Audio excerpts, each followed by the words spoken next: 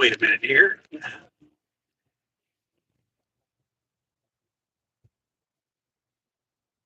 is my third time today being on here. I just enjoy doing this. I don't know why. I like doing it.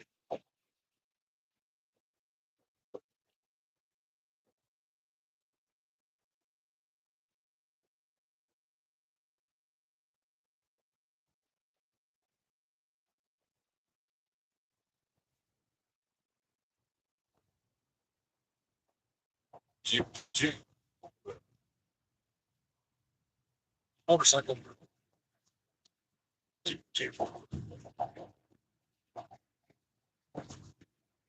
Still in North Carolina, I believe.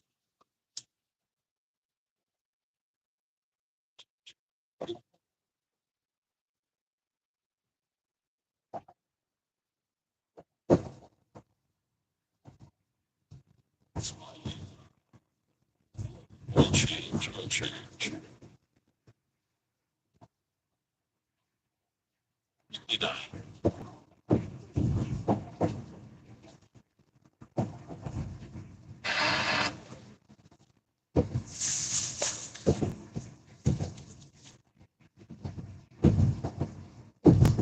Ha! I have one.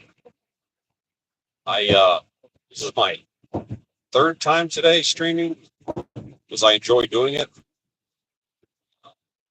I dropped off my load here a little while ago, and they're gone. They were on there for a second. Why am I streaming and driving? As opposed to why? Why would it be dangerous to stream and drive? My phone is simply sitting in a mount filming forward, and I'm driving looking out the window. Hey, Casey. How am I putting people at risk by streaming and driving? Let's see. My last van plus this van, if you add the driving, just the van together, I've got 220,000 miles of van driving and 35 years of helicopter flying, doing multitasking, and I haven't had any problems yet.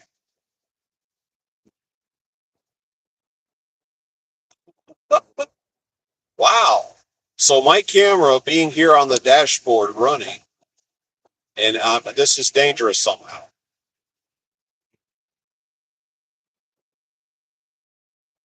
Wow. I didn't realize how dangerous it was to be sitting here with my camera running. Keep going. Call them. Tell them there's somebody with their camera on their mount filming going down the road and see what they do. Okay. I'll let them know when they magically appear. And now I'm a jerk. Okay. And a porker. That's a good word. You got anything else?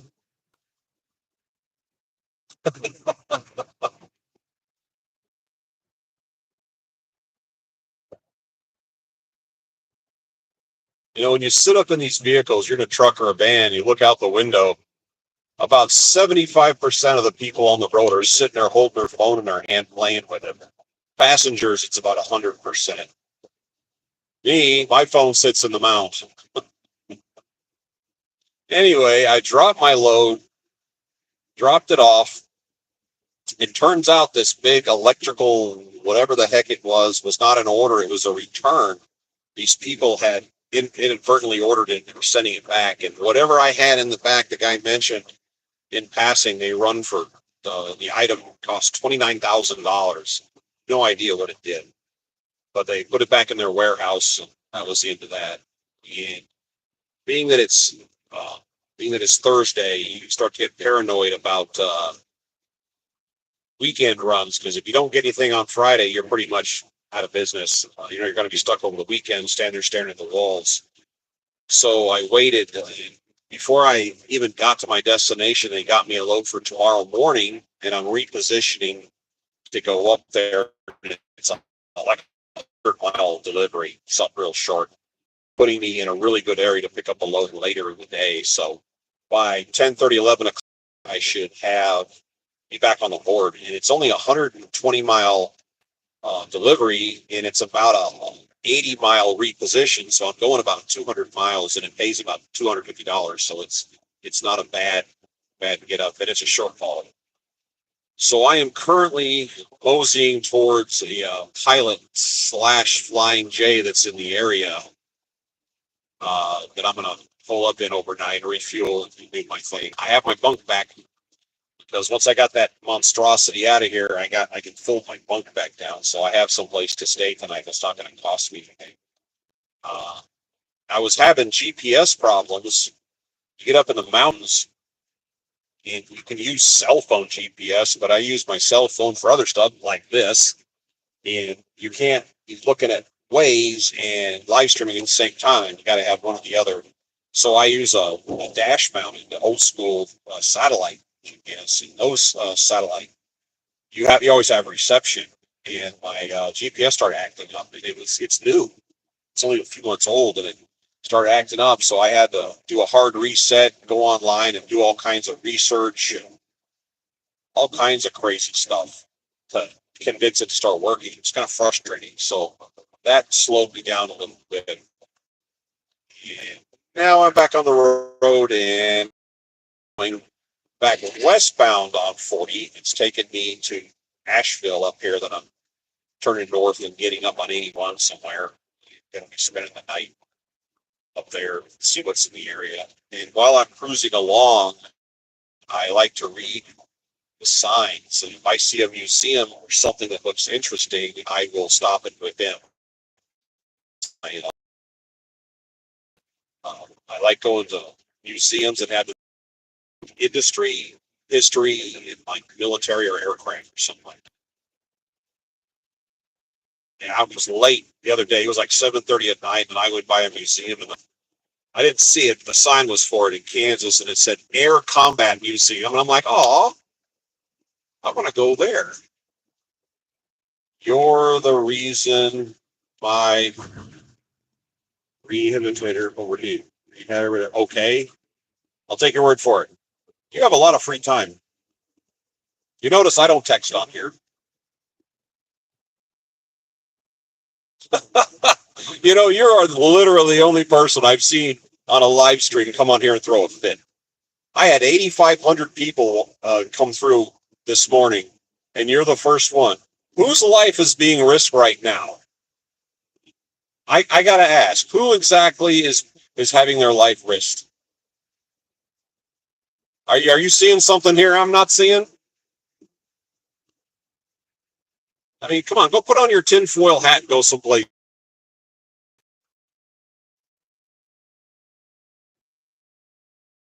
I don't. Can I cordially request maybe you go somewhere else and do this because you're annoying?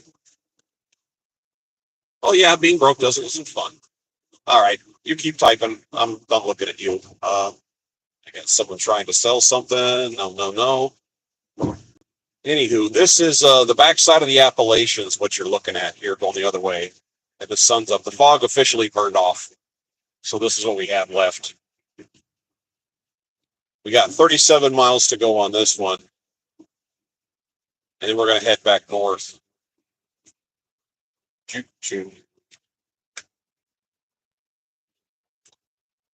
A guy popped up on my last stream, which was the guy was a fellow cannonballer. And he somehow stumbled onto my stream. I hadn't talked to him in a couple of years, and he called me here a few minutes ago, and we kind of caught up. He kind of did what I did. He made his run. He had his fun, and he kind of backed away from it, which is what I've done. You just kind of go through a phase, and then you go move on to different things. And he's actually back into trucking, which I thought was kind of cool. So he's out here doing the same kind of work I'm doing.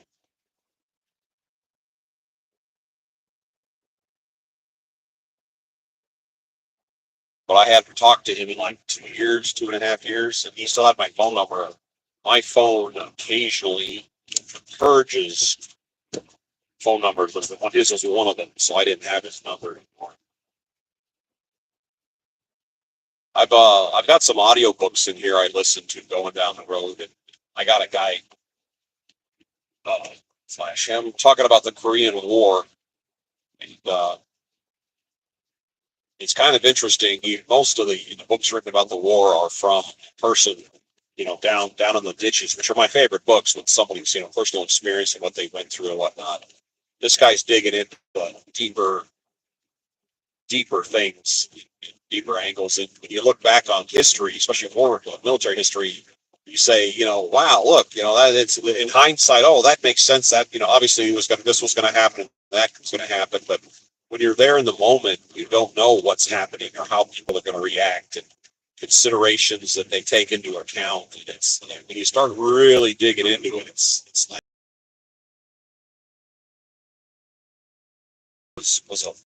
was a distinct possibility because nobody really. Universal Uno. No, I'm in North Carolina right now, but I am getting ready to cross the border here. Not sure where though. I am going to be spending the night in Tennessee. I'm going across the border again. The town of Greenville is going to be my overnight. I got a pickup in a town called something like Surgeonville that literally won't come up on my GPS. I got to use Waze to find it. It's such a small town. Picking up something very small but insanely heavy. I'm running it, I don't know where, 110 miles away or something. It's a short run. But it was kind of cool. They found a load for me before I even got to my drop off, which was cool.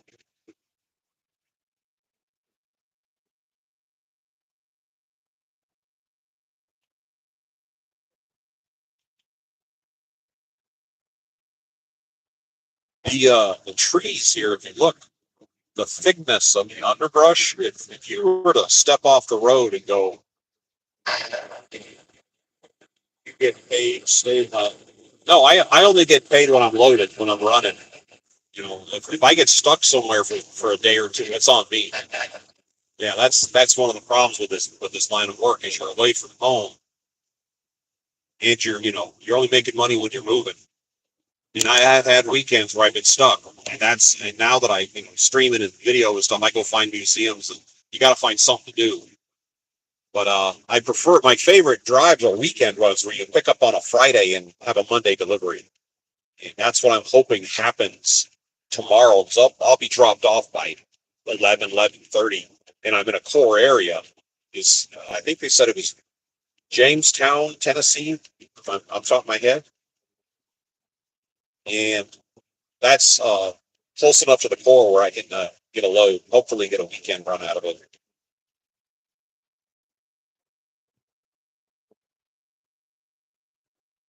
Yeah, I only get paid for driving loaded. Sometimes they pay you a little bit if you're isolated, and they need because they don't make money. I don't make money if I'm not moving, but our company doesn't make money if I'm not moving. So sometimes they'll pay me, more or less to cover gas to reposition somewhere. I think if you're in the same place for 48 hours, they'll do that. It's happened to me once. I was in Iowa, and there was cargo coming out of Iowa. The problem is there were too many of us there. I was number 5 on the list, so that kind of gets in the way of everything.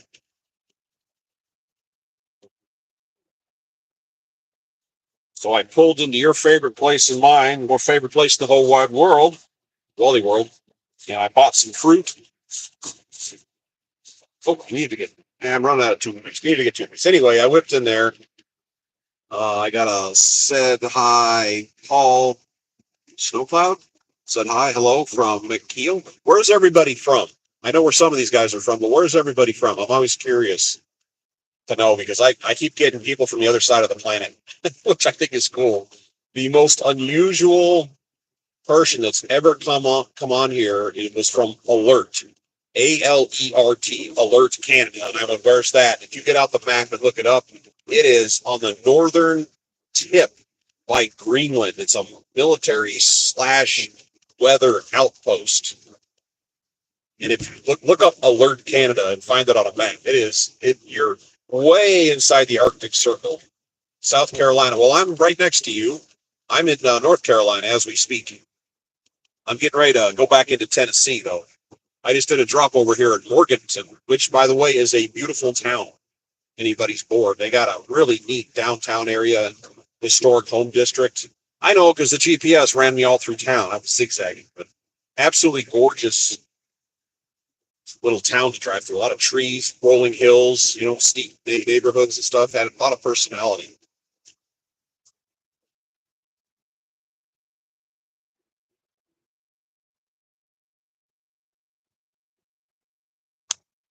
There's a rest area coming up, but I don't need it. Got my water bottles refilled. Oh,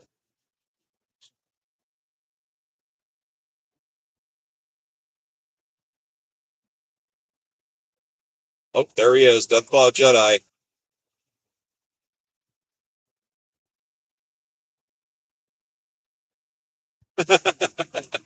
Deathclaw, is this your first time coming in? I don't remember you being in here before.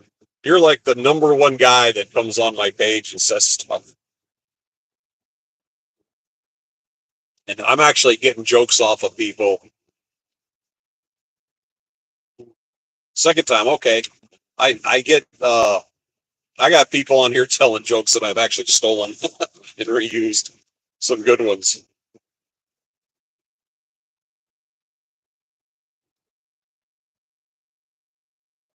Yeah, on my ride out here,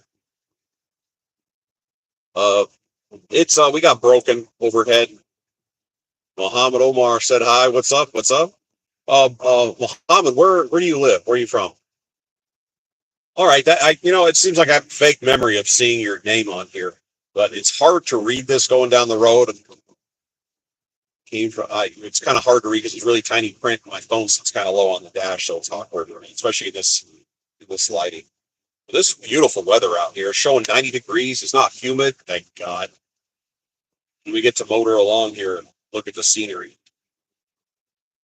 My sprint out here through Tennessee was kind of hard because they're doing all kinds of road construction and they pinch everything off into one lane and it just kind of happened. Somali region of Ethiopia. Okay, you're my first one from that area. Wow. Well, Muhammad, take a look out. This is North Carolina going into Tennessee. This is the area they call the Appalachian Mountains. This is what it looks like here. I don't know if you've done this. Yeah, I know where Ethiopia is.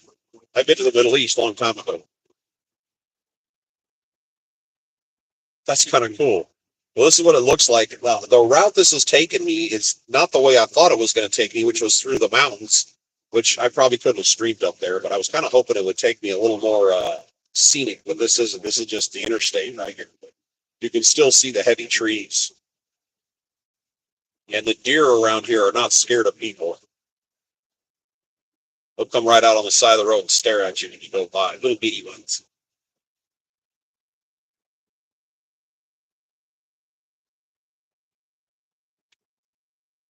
I got 27 miles to my next turn coming up. And it doesn't look like there's any side roads or anything coming up anytime soon.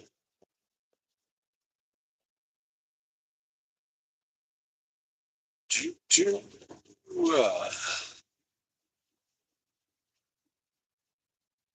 yes, it is. I say you are the first person from that entire region, Mohammed, that's ever come in here. I've had people from UK, Berlin, all over stateside, New Zealand, Australia, and then that one guy from up in northern Canada, almost off the map.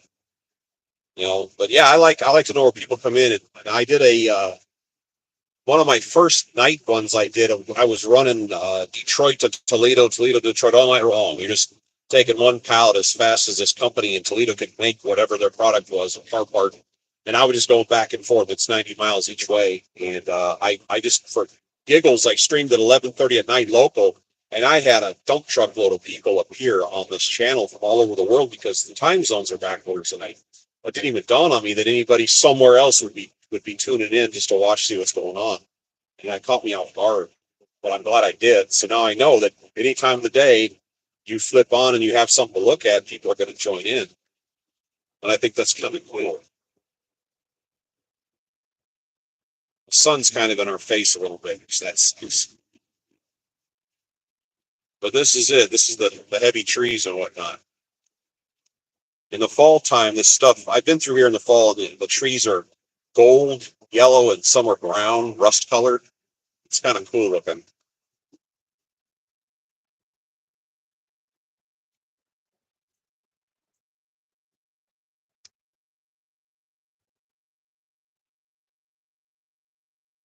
So this is the exciting adventure of expediting. This is my office space. This is my desk. I used to do this in the air. That was a lot faster moving, but this is a lot more relaxing.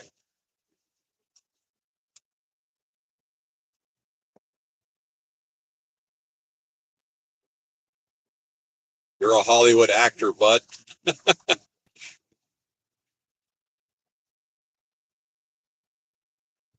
Hollywood's a long way from Ethiopia.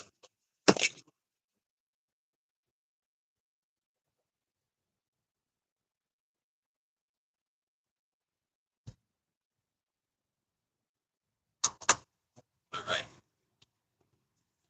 Where to? I left Morganton, North Carolina, and I'm going to go overnight in Greenville, North Carolina. Correction, Greenville, Tennessee. And I am picking up something that's very small and incredibly heavy. The Mena, Arkansas area in the fall. This is the same production. Not to my knowledge. I've been through Arkansas a bunch of times with multiple jobs. But no, this is North Carolina. And like I said, we're going to be rolling to Tennessee here pretty quick.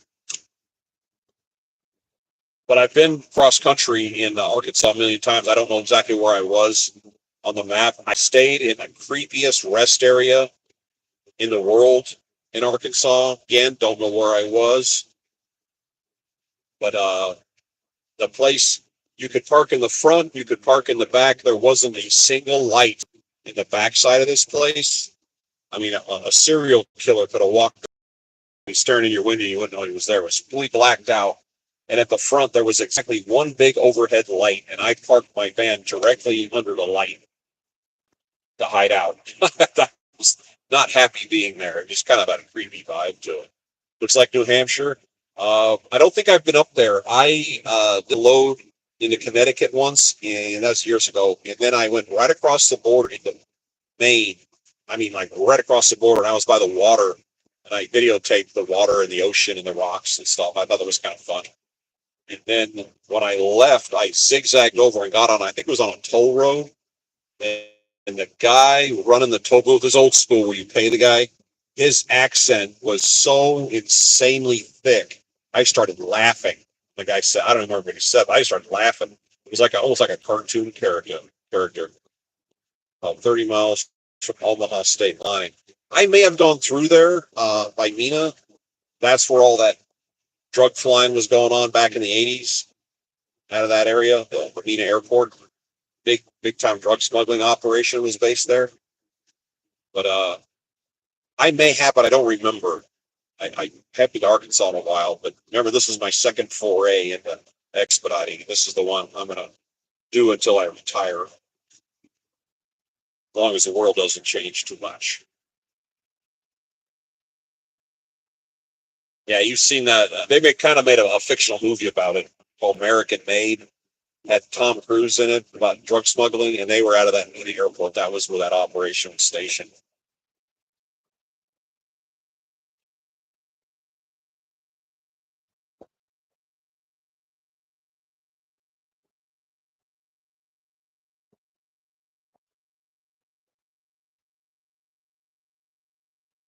We were when I was flying the Grand Canyon, we had a gimbal mounted on the helicopter skid that we would film, and we had a camera inside the aircraft that would film. And at the end of the ride, we would offer the interior exterior film to sell it. Film it was a disc, and we would sell it to them so they could. It was like a split projection, so you could see their faces and then see the outside view at the same time. People would take that home and you kind of watch their reactions. I would go out of my way to make sure they had some reactions because you take off the Grand Canyon West Airport, you fly a mile and a half, and then you drop down.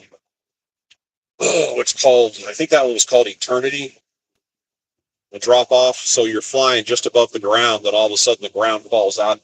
I don't know, 4,000 or 5,000 feet, just drops away. So as soon as you hit the edge, you would basically dump the power and start your free fall. And people would, I would let them know that, if you were going to panic, now's the time. And then we go over the ledge and we drop it. And they'd all kind of sit up in their seats all of a sudden. We start the free fall down. It was just kind of fun. And we actually had a little screen in the back of our office on a loop showing people's facial expressions when we go over the edge of going, go down. What price entertainment?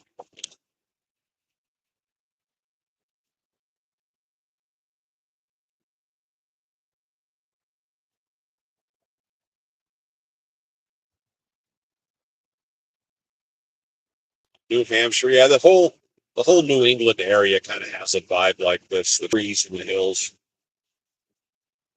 and rolling hills.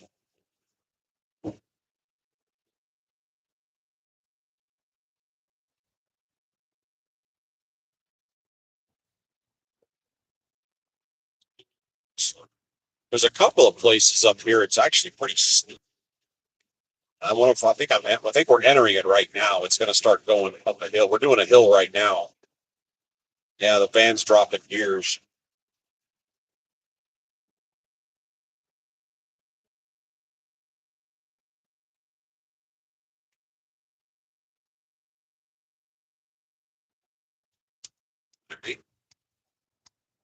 Slow down a little bit. You look here at the walls, you can see where they've cut the way through to let the highway go through. They've had to trim it back. All right, I got to turn the cruise off because it's getting a little windy here.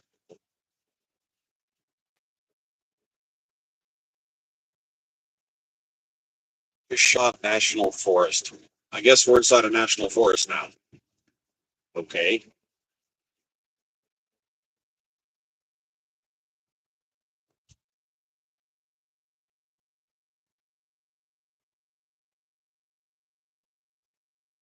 Yeah, we're climbing. My ears are popping. Whoa! He's not moving. What the heck, dude? I could read the name of his tires. The guy's going so slow. Still climbing. This guy, I bet he overheated right there. Yeah, I bet he overheated. Yep. Steam coming out from under the hood because you're having to work it to go up this hill, and he's towing that big load behind him.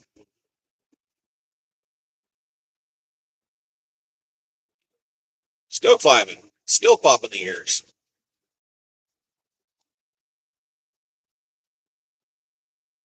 Another advantage of vanning over trucking. You don't have to deal with this kind of stuff. At least that guy's moving.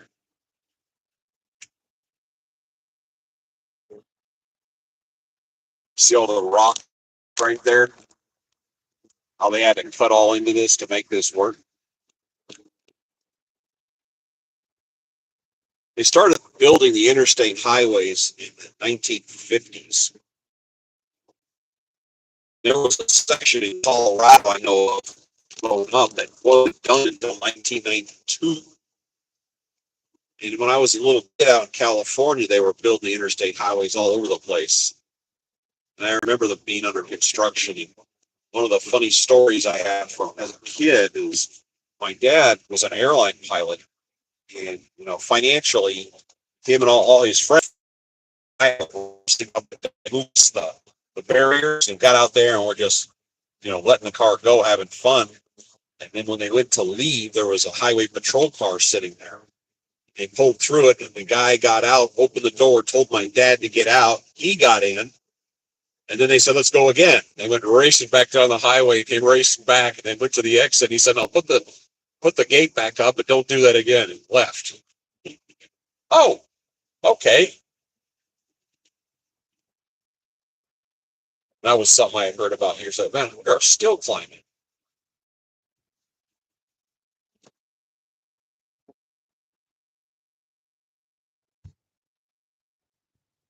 Ooh, another one.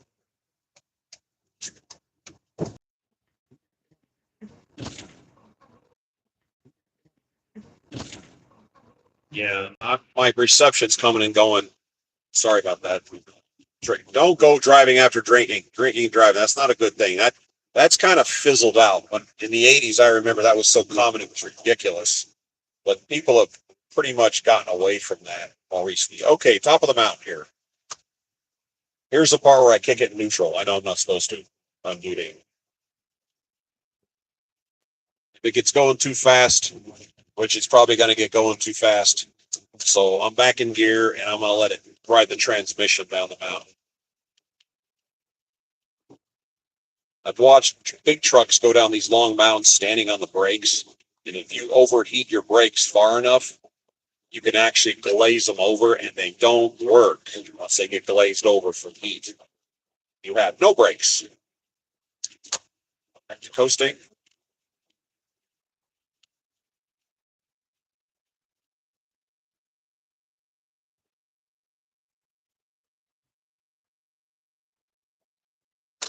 Back in gear.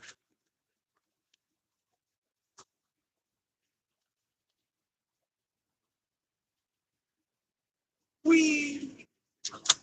Back to coasting. 13 miles to my turn.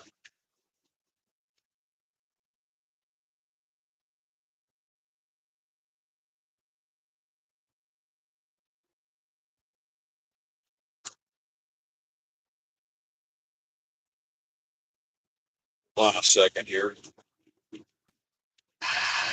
Gotta make a call.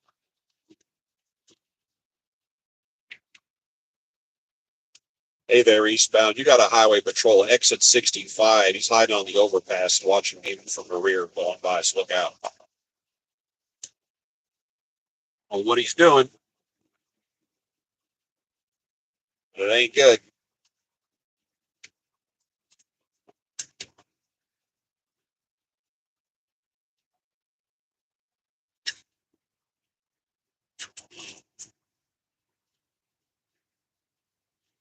Oh, there's some sunlight.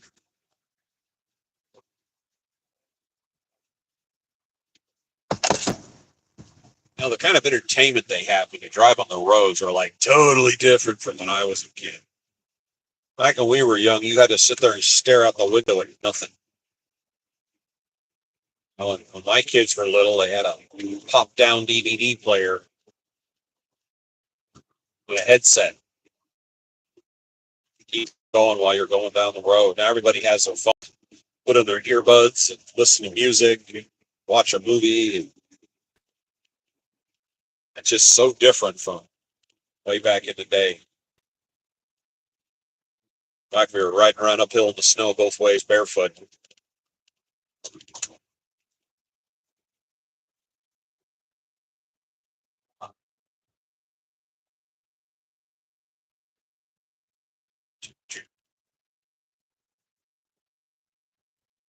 So I spent the night in Nebraska, and Nebraska has a lot of mosquitoes. So I thought was weird. I didn't, when I think of mosquitoes, Nebraska doesn't necessarily jump to the front of the list in my brain of what they have, but I got up there late and I was going to hook up my air conditioner, which is a process of pulling the generator out, hooking it to the back of the vehicle and run the power cord through. And then you have to open the windows to stick the exhaust vent out and close the window on the vent and then plug the other side of it. It's a process. Doesn't take very long, but I'd have to have the entire van open to do it. Excuse me.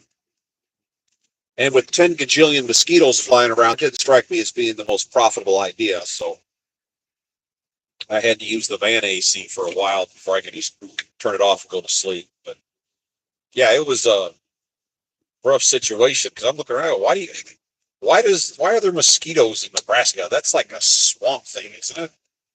That's the only place I've ever bumped into.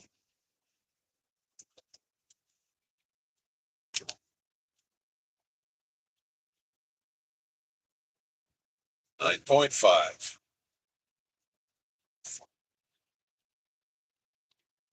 To Anna Mitchell said hi. And Annetta? Annetta. Annetta, where are you from? I got Muhammad on here from Ethiopia. That's the first time I've ever had anybody from that continent pop on here.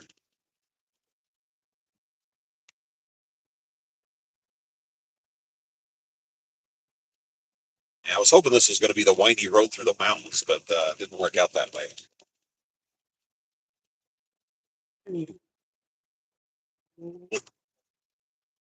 36.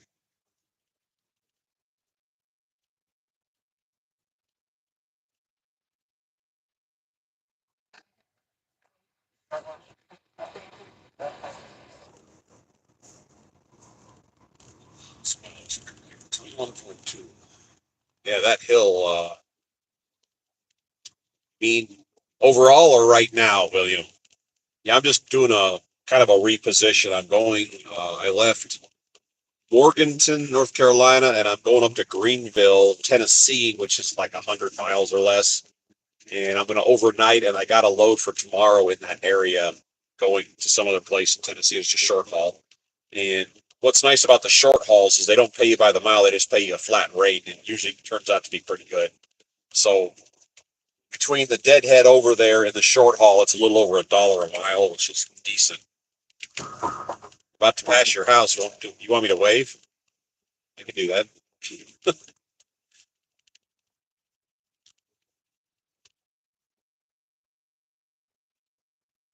This is a nice area. That Morganton, North Carolina. By the way, if you ever get a chance, go through there.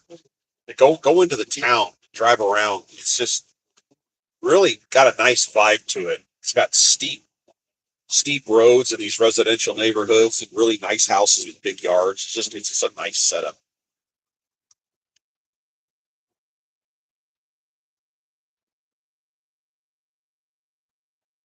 Cornbread 60.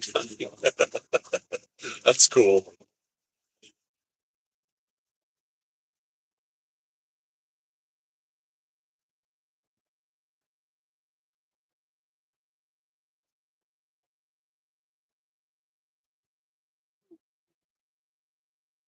This windshield in this van came with this is used, 5 little chips in it, enough that it's not worth fixing.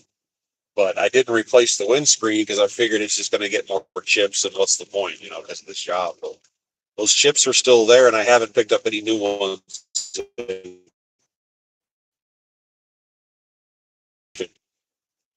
Get the windshield replaced one of these days. Not to race out and do anything in a hurry. But I did get the windows tinted, except enough on the sides of the rear.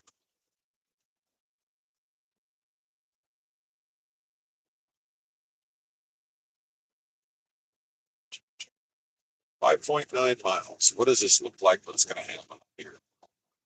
Okay, I'm on 40 west. I'm hitting 240 in Asheville and getting on to 26 and then going back the way I came. I guess they're just keeping me on the interstate. I think the GPS doesn't know any better, but the so the GPS doesn't know the difference, but the Waze does, and it says that sometimes things are closed, the roads are closed or construction, and it for somehow people's input it knows about it, so it'll make sure you don't go that way. So I think that's maybe why it's routing me up this direction.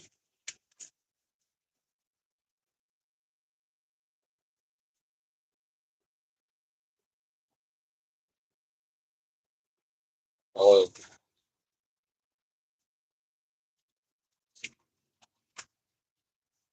back to my 62, my favorite speed. 3. Oh, this looks totally different when the sun is up like this. This morning coming through here, this just looked different with the fog and the semi-low light conditions.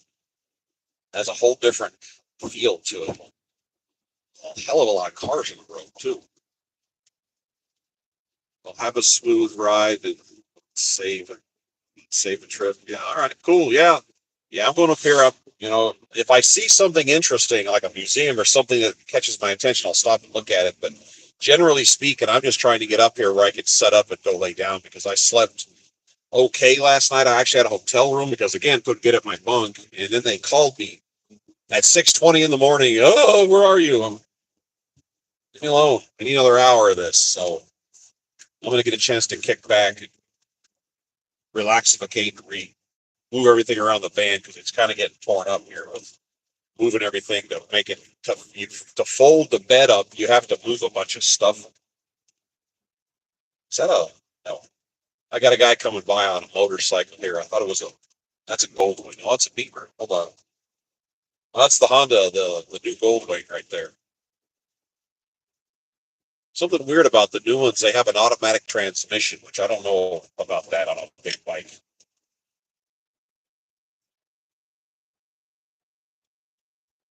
I don't know how I feel about that. I mean, don't get me wrong, I have a scooter and it has an automatic transmission, but it's a scooter. It's a Bergman 200 that for some reason has the capabilities of hauling myself and my wife on the interstate. Again, I don't know why, but it does.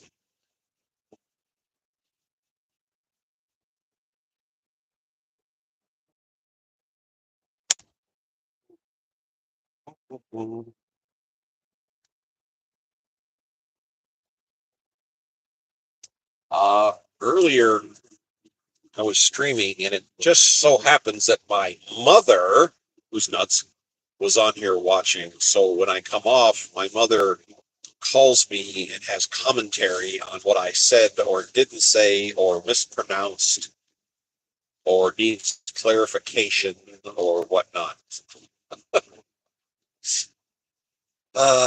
Mothers. Can't live with them? Period.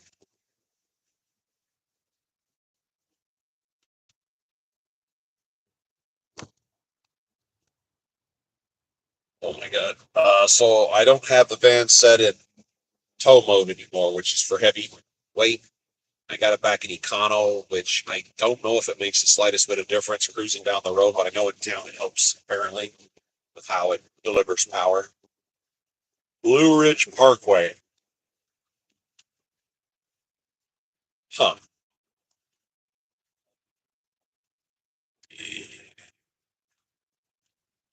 It says I'm turning off at 1.4 miles.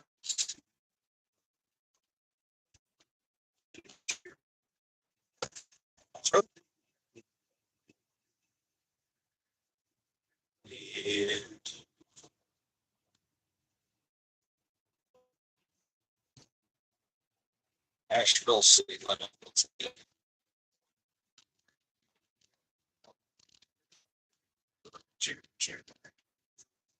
Asheville, Asheville. No, Asheville.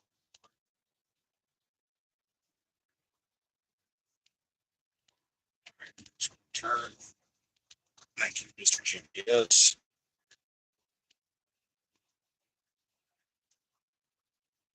You know what I was saying about Expedite vans are everywhere? Looky right there. That's the same vehicle I'm driving right there. It's a white van, unmarked. It's got Georgia license plates. That is an Expedite. Those white vans are everywhere on the road. You just don't see them because they blend in so well.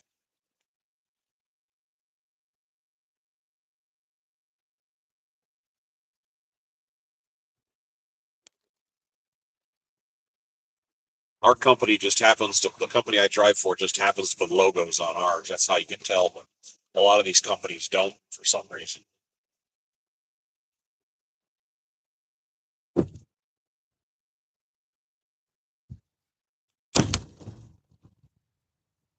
Now we're off on 240 and then going to go on I-26, 5 miles, and we're back at it.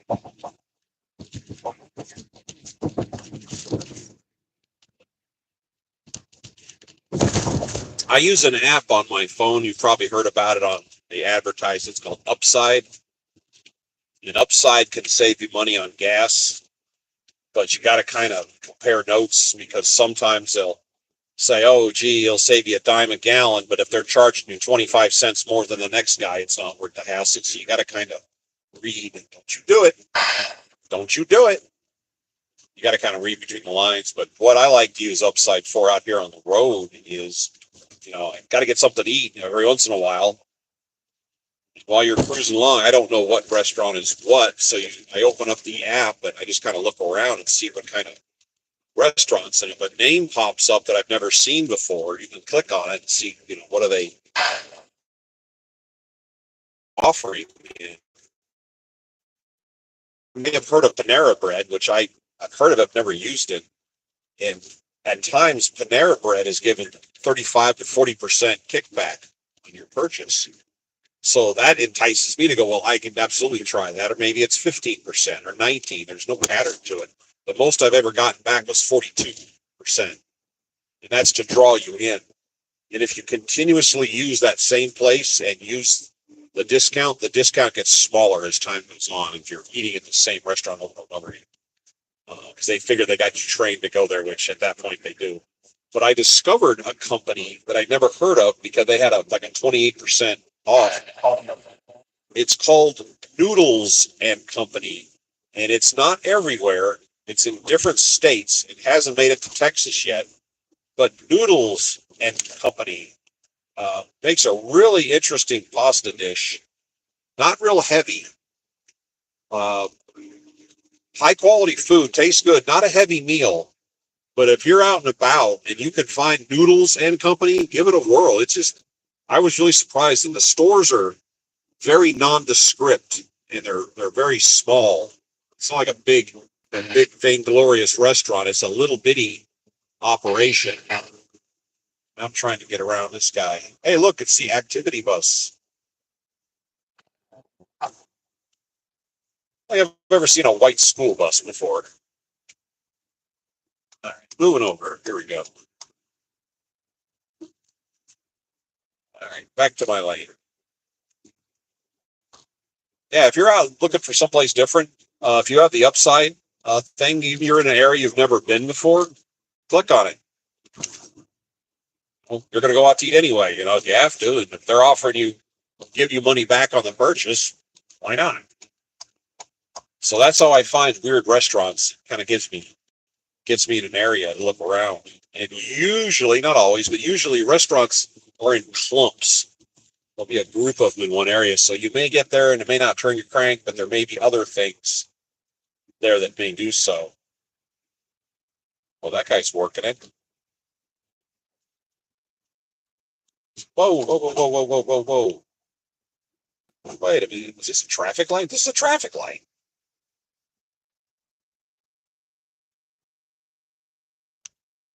Is this a traffic light? No, this is just stupid people stopping. Hold on. Why is everybody stopping in the middle of the road?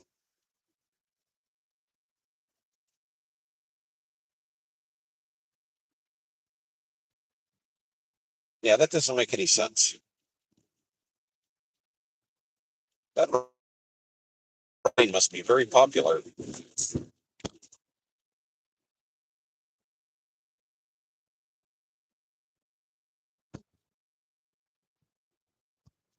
I got to be up here because I got to get over one more in 1.1 miles.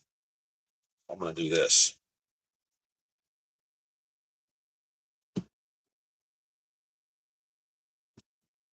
And no, I am not a road rager. Come on over, dude.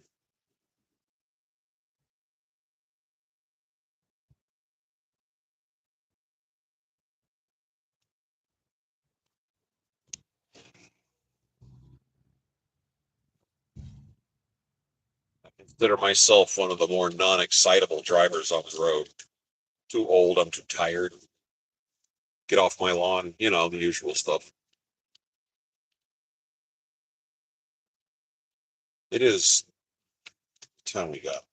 Yeah, it's coming up on 5. That's why this is happening. Okay, I'm kind of playing with rush hour. I didn't even think about that. That's the thing about this job. It's just a 24-hour day operation, and you kind of ignore where you are at what time. You just know your destination at that point, so you don't think about rush hour. But here we are. I got zero point 0.9 miles to go, and we're going to turn off up here.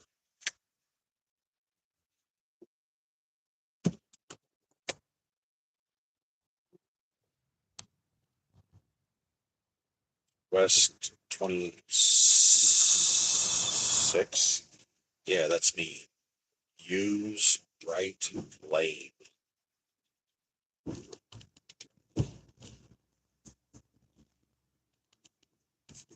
Hey, look, a body. Oh, wait a minute. Never mind, it's just cloth.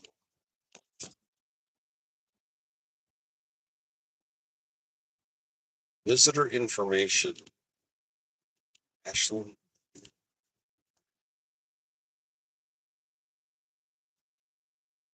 Getting off on exit 4A. That's C. Remind me, I'm talking to myself. I get in arguments. I lose. It happens. West. No, west, yes.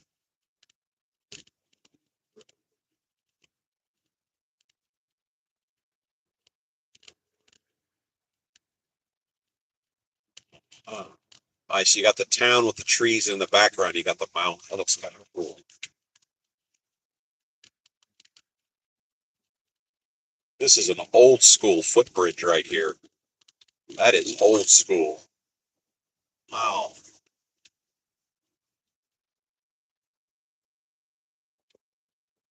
4A. This is me.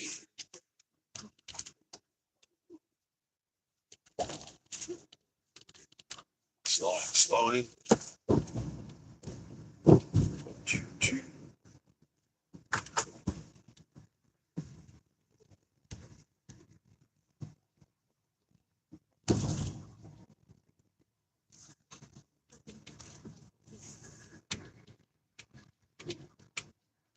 All right.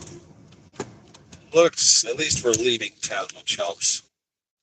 All right, back up. Here we go. Other than me, I can. Oh, the 5-year argument. I get it still. Yeah, I know. I've had people I've worked with that are running their mouth about something going on in the world, and then I will bring up something they had said, earlier, a week earlier, 6 months earlier, that completely contradicted what they were saying at that moment. And then I would stand back and let them get into an argument with themselves. They would try to argue both points at the same time. And just sit back and smile, and go, okay, go. And then they, da, da, da, da, da. That's always fun. Then again, I'm easy to entertain. Now, this is nicer with the sun behind us.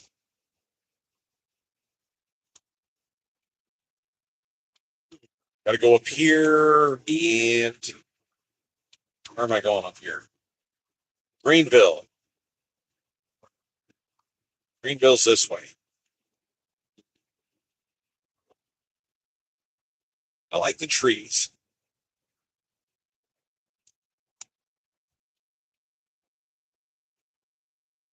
Texas has areas that look like this, but it's not widespread.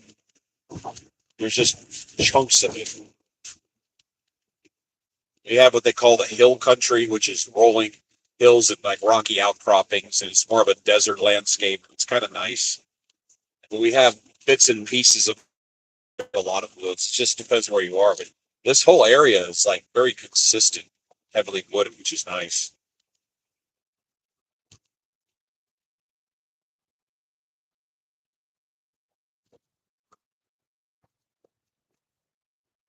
It's getting tight.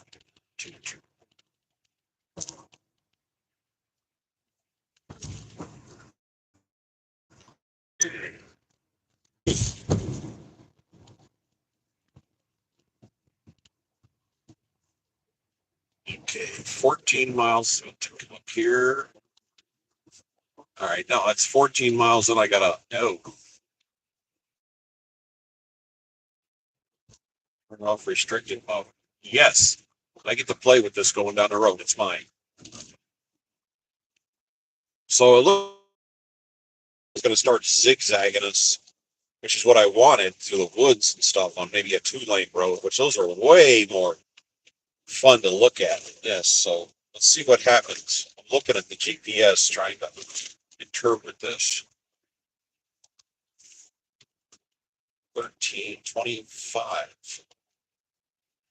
Tell you what I'm going to do. If I can find the 25, I'm going to get off and take this little cross-country route. It's not the most efficient, but I don't really care. It's more scenic. It's Highway 25. There it is. 25 north. I am going north, so I need to go to the next.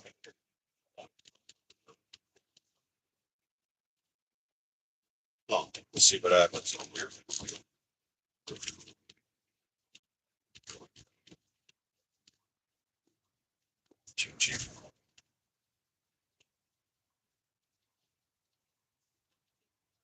As I was mentioning, going to be at the family farm. I'll video. I'll show you the railroad tracks are directly across the street, little tiny street. There's some bushes and there's 3 sets of tracks. My wife likes trains a lot, so she's going to get a kick out of being that close to the tracks as they go by. All times of the day and night, and they make a really neat sound. Now, people who live near railroad tracks don't care and probably don't even notice it. But to the rest of us, it's unusual.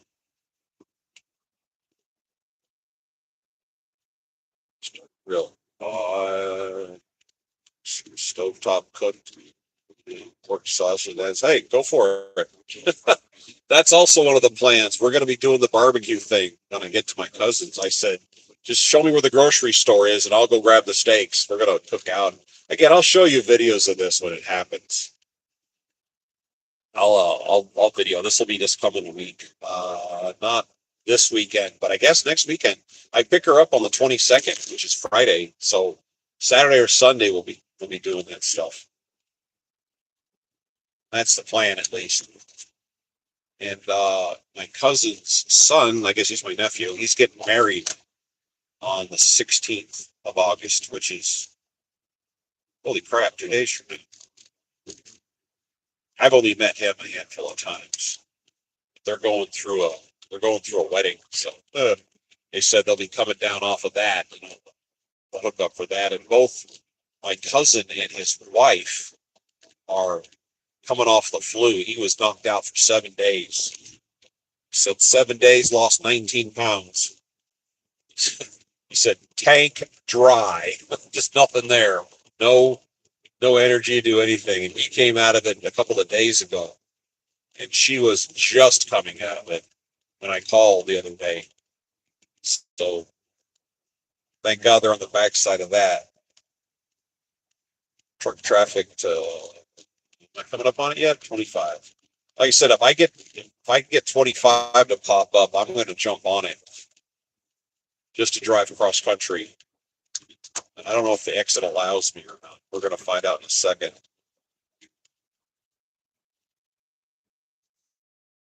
Talk about barbecue grilling.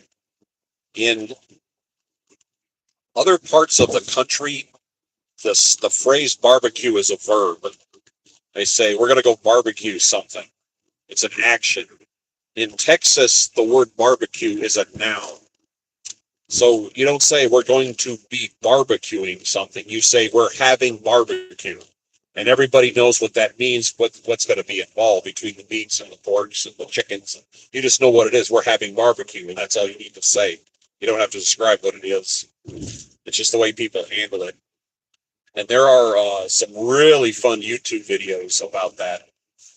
People from overseas come to the United States and they go and try Texas barbecue. You literally hear people say, food should not taste this good. That's how shocking it is. And one guy said that the meat was on the very precipice of turning into a liquid when you bite it. So that's how incredibly flavorful it was. All right, is this my exit 19A, 18B, 20? All right, I'm going to try this. I'm going to try a cross-country gig here. So hold on, this next exit. This is not on the GPS. I'm going to do it anyway. I'm just going to tear off here because I want to see what it looks like going this way. It's just going to cut us off the interstate, which I am not beholden to the interstate.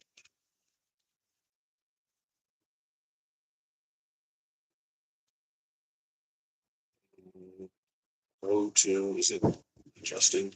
Yes, it is. The GPS adjusted. Cool. It knows what I'm doing. Now, I may be shooting myself in the foot, but we're going to find out the hard way.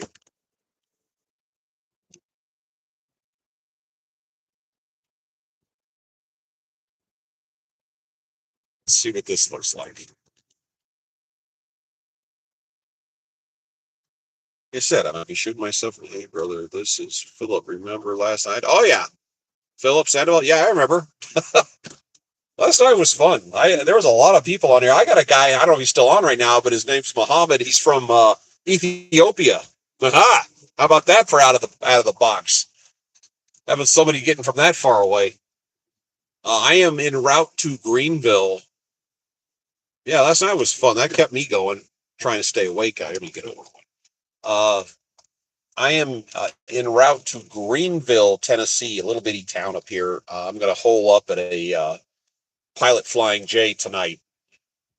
Whoa. Back, I can't translate that. Beograd, so I can't translate that. Now, I may be shooting myself in the foot going this way, but we're going to find out the hard way, see what's going on. And I'm going up here to hole up. They got me doing a short run tomorrow, 110, 120 mile run. Pays well, but it's close enough to where I'm going to be holed up, so I'll be ready in the morning for it.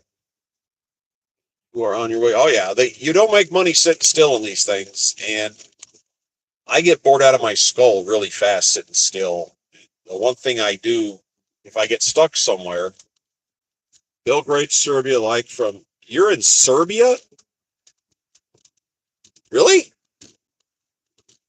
Wow, that's a first. There was a guy, I was talking about Upside a minute ago. I found a little hole in the wall pizza shop, uh, and I can't remember what state I was in, but the little group of guys in there was 3 or 4 of them.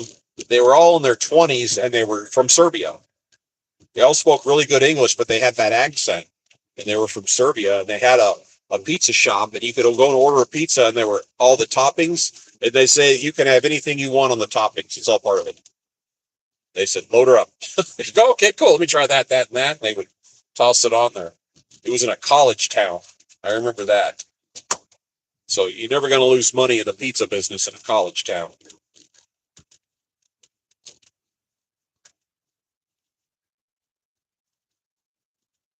Yeah, that was also. But Serbia, that's a first.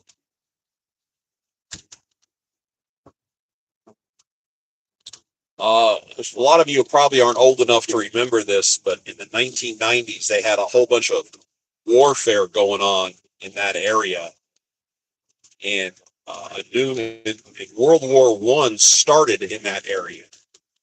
His comment was, "The 20th century started and ended in Serbia." He said, "Belgrade, Serbia, like from the heart. I want to live." Yeah, that's where the century started and ended there. From the assassination of Ferdinand, whatever his name was, in 14, to the Balkan Wars and what went on in the 90s there. It was just like insanely important piece of real estate. I was hoping this was going to be a 2-lane road. It's not. I like going through the woods and stuff.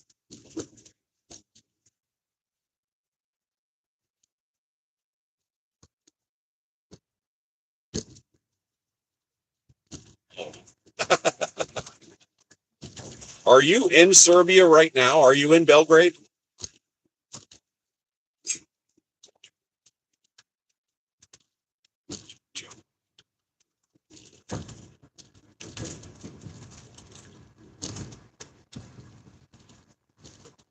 So tomorrow I got to make this run, and then I'm going to cross my fingers and toes and hope I get a weekend run, because if I don't, the chances of getting a load on a Saturday are, oh, right on.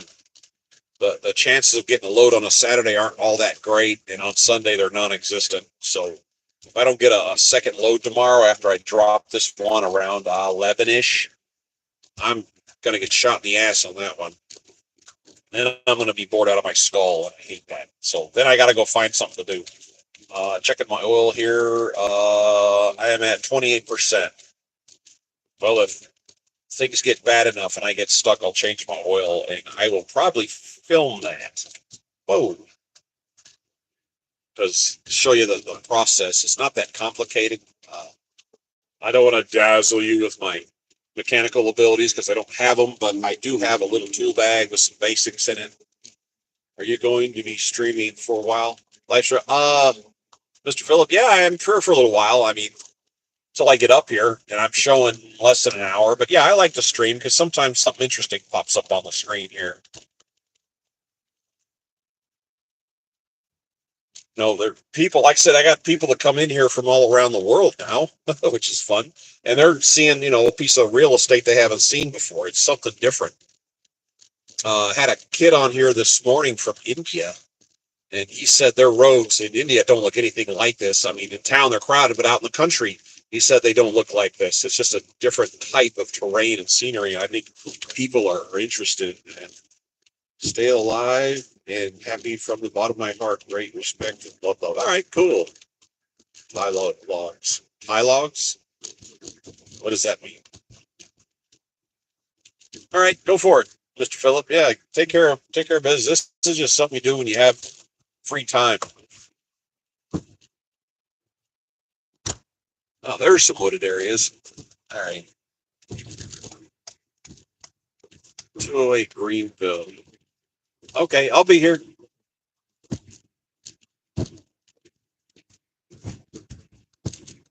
Everybody's stomping on the brakes. Welcome to Madison County.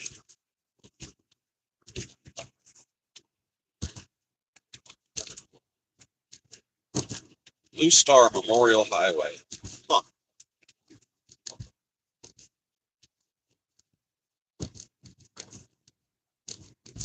Trying to reel back in this horsepower of the beast. All right, back to coasting. Yeah, they had to cut a big old trough up here to let this bogs, boggy something. Email me. Email me. Does this sound like a sales pitch? Well, if you're looking for an email, I got one. You got a pen handy?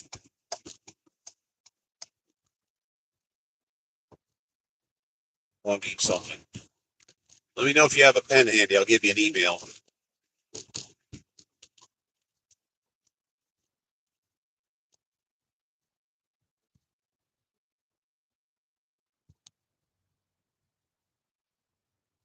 Mr. Manor. Yeah. All right.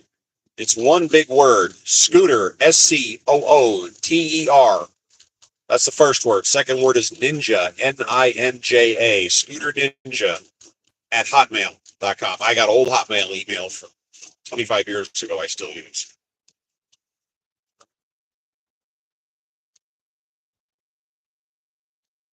Okay, now we're climbing. If you're overseas and you're watching this, I want to show you something. You see this white line on the side of the road? And just on the other side of it, it's bumpy. Let me get around the corner here. Right, I'm like a couple of inches past the white line. It's their ridges. They have a tractor that drives down the side of the road with a real heavy wheel, and it runs over that. Now watch what happens. Can you hear that sound right there? I'm going to do it again. I'm running it over. You can hear that? That's the sound. It wakes you up if you're not paying attention or you're nodding off. If you drive off the road, it makes this noise. And it lets you know, stupid. It's kind of an interesting idea because it doesn't cost any money to do that. It's just a very heavy tractor wheel that dents the asphalt. Mr. Ben, you're over land? What does that even mean?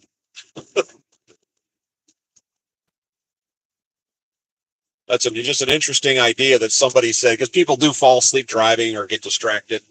I just think that's a neat idea. Okay, what's happening here? Left lane ends. Okay, it's narrowing down a little more.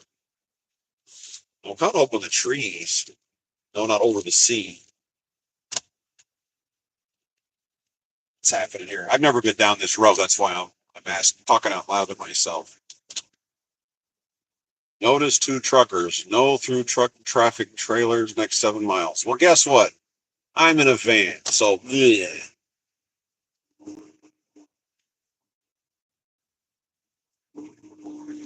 Well, they can do it anytime they want. They can make it. They could because they go to roads that have been laid. If this asphalt sits out here in the sun long enough, it gets hot and soft.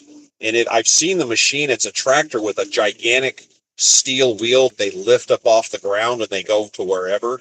Then they get to where they need it and they set the wheel down and they hydraulically push the wheel down and lift the tractor up. So all the weight of the tractor is pretty much laying on that one tire, and then they just drive along and it makes that dent. Doesn't work on concrete, obviously, but it works on asphalt. It's a really good idea if you think about it. That's probably saved quite a few lives. Oop, downhill again.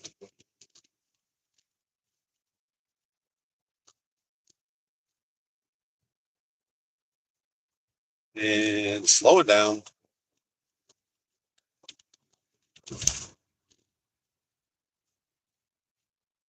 I know there's a couple of places in Europe they put little tablets on the road, and if you hit it at a certain speed, it actually plays a song if you're going at a very precise speed. I thought that was kind of funny.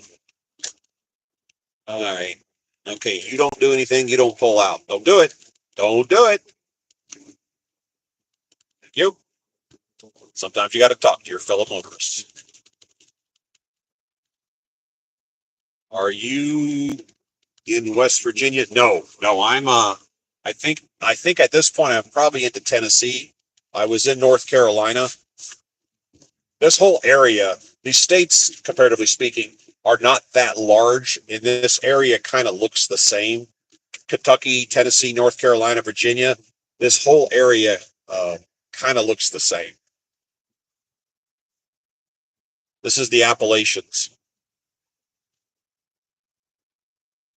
Beacon of Hope secondhand store. This is where you find the roadside fruit stands. There's an old gas station that turned into a coffee shop. That's kind of cool.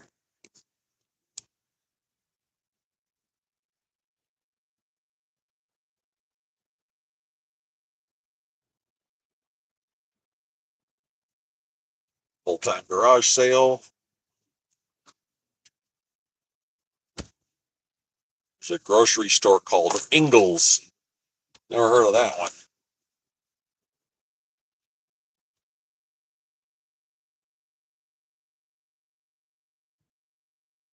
They got grass to grow on the side of that hill to keep it from washing away. Kudos.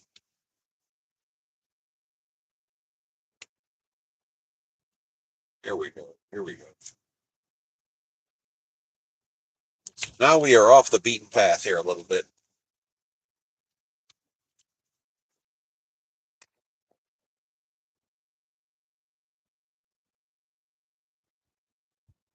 Yeah, out in areas like this, you see the roadside stands selling vegetables and fruits and stuff.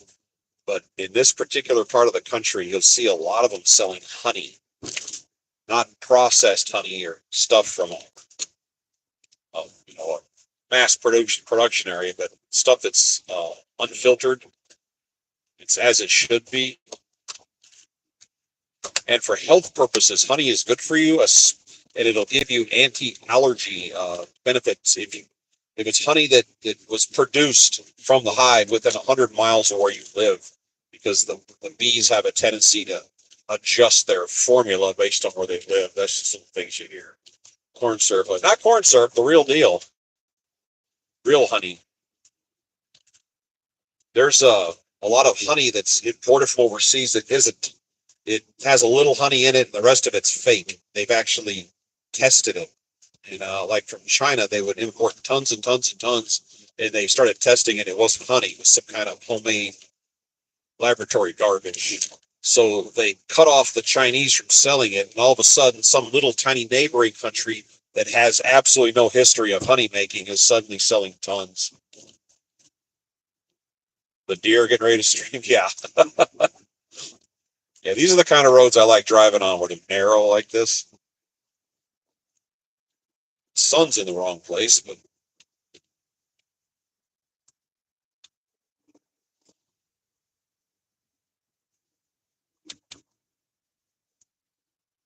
up the hill and back down the hill. Wow. Rest area pops up or something in overlook. That happens.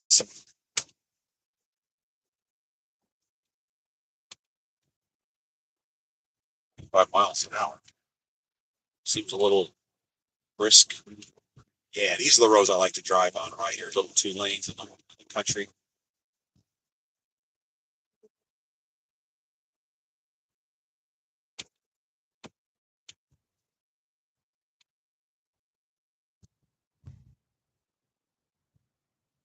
Tell you what, you'd be doing the world a favor. Beekeeping is incredibly important, and there's been a huge drop in the bee population in the world. And to put it as mildly as possible, if all the bees die, everybody dies. It's that important. And so as a kid, I would always ask that question, well, if bees make all this honey and you guys steal it from them, how do they survive? Well, apparently you can take 80% of their production. You know, 80% of their production and they survive. They overproduce. No, you don't kill the bees. You know, as a little kid, you're taught to be scared of them. Bees don't give two flips what you're doing. Don't bother them. They won't bother you. You can stand or you can sit right next to them, stand next. They don't do anything to you. They got a job to do. No, you don't want to kill the bees. Let them do their thing. You have a beehive that sets up shop by your house or by your farm or in your leave it alone. Let them do their thing. They're pollinating everything in your neighborhood. There would be no humans. Yeah, there wouldn't be anything. It would pretty much kill off everything. Bees are, I mean, that's like the very foundation of what keeps us alive is them pollinating things. And the traditional honeybees are the ones that they always talk about. And there's another bee called a mason bee, and you can actually order those online. And they're a little more gruff. They don't, whereas the honeybees collect pollen and pollinate things on their legs. Mason bees jump into flowers and roll around like mud wrestlers, and they get it all over them. They're not housebroken. They do their job that way, and it's actually kind of funny to watch them in action. And you can actually order mason bees. They don't have hives. They live in little plastic tubes.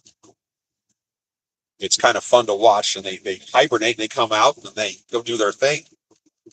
And if you want to know if you have bees, they say put a container of water, sugar water out. And if bees are within like 2 miles of your house, they'll show up and stick their face in it.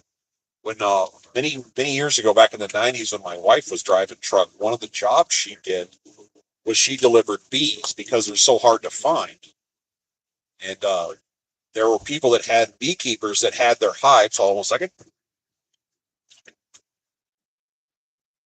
And this may or may not cut in and out because we're going through the mountains here. So this stream disappears and usually comes back. These guys would rent out their hives, and they would literally load these boxes of beehives on a flatbed 18-wheeler and put tarps over it. And my wife would deliver it to a vineyard. And as soon as they pull into a big vineyard full of apple trees or whatever, they uncover it. The bees would scatter. They would run off to go play in the orchard. They'd leave them there for a day or two. I don't know the time frame, and they would pick them up, put it back on the trailer. And it's one of those weird, because it's a weird animal. When you would start to drive, if she stopped at a rest area or stopped for fuel or stopped anywhere, when she left, she had to drive the truck at like 5 miles an hour for like 10 minutes because all the bees are coming back. And then after that, you could drive at 10 miles an hour for another 10 minutes. It was some weird thing that allowed the bees to return. It gave them the opportunity because they would scatter, they'd go do their thing. But once the hive starts moving, they return. But you had to give them the opportunity to get back. And then they'd get back under the cover and get in. Now, there was probably some losses. They probably lost a few here and there. But generally speaking, that tactic of driving really, really slow and giving them the opportunity to come back worked. And she said she would take them to somebody's vineyards and let them go. They'd play, play in the whatever they're growing. Wow, funky looking house. And they would take them to the next one and just move around. It was just kind of a cool job. So he said, yeah, you see these trucks going down the shoulder with their flashers on at walking speed. He said, what are they doing? They're waiting for the bees to come back. No, because they go do their thing. They're busy.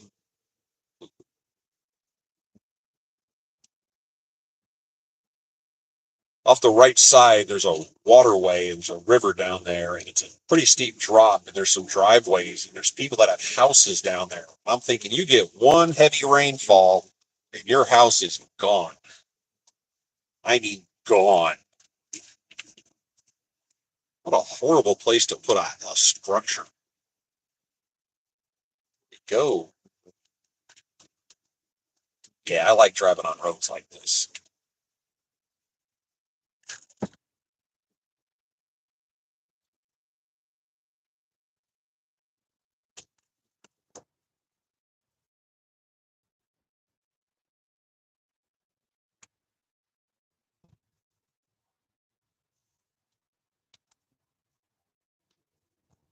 I've been routed on the secondary roads that were so thin and so hard to navigate that my CB antenna was slapping trees and slapping bushes. And I could hear the branches rubbing both sides of the vehicle. it's, it's like, okay, GPS, thanks for bringing me here.